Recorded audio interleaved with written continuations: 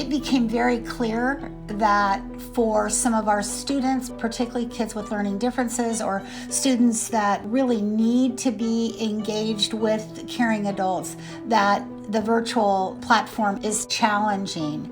In our classroom, our curriculum is mostly functional life skills, communication skills, social skills. And these are all very challenging skills to teach at home with your parent. That was the hard part, is sort of looking in the mirror and going, hey, this is not working. We cannot pretend everything's fine.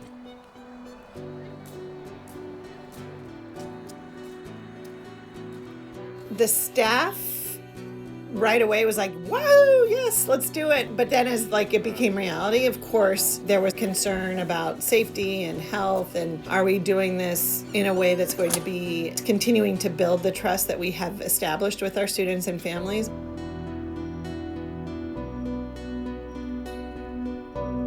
I did feel a little bit anxious, but also excited. I'm ready to be back in the world, and I think that the students and families felt pretty ready to be back in the world. It was considered to be safe from a public health perspective if you followed a myriad of protocols, that you could bring together small cohorts of 12 students. The small cohort becomes its own bubble. If somebody got sick in one of those cohorts, then that cohort could stay home and quarantine, but the rest of the school could continue to operate. When you walk up to campus, you're scanned for your temperature. You are also screened for your health. We immediately ask students to go to the restrooms, which are open, and wash their hands. As soon as they even walk into the classroom, there's masks available, there's hand sanitizer, soap and water, paper towels.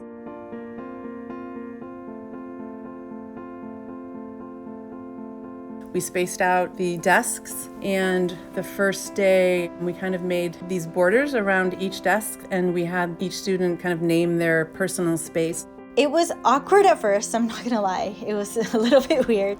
It's so hard when you're a school of hugs and high fives and playing games together to be social distanced. So we're doing a lot of learning by doing at the moment as teachers. Just kind of learning as we go, when to clean, what to clean, how often to clean. That'll come with getting used to the classroom environment.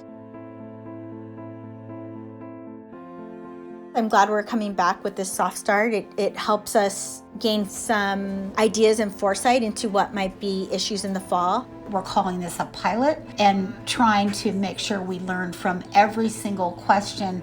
It's definitely more challenging when you have to wear a mask all the time and wash your hands, but it's all worth it in the end because I just see how happy the parents are, how happy and engaged that the students are. I just ask them, where'd you rather be, at home or here at school? At school.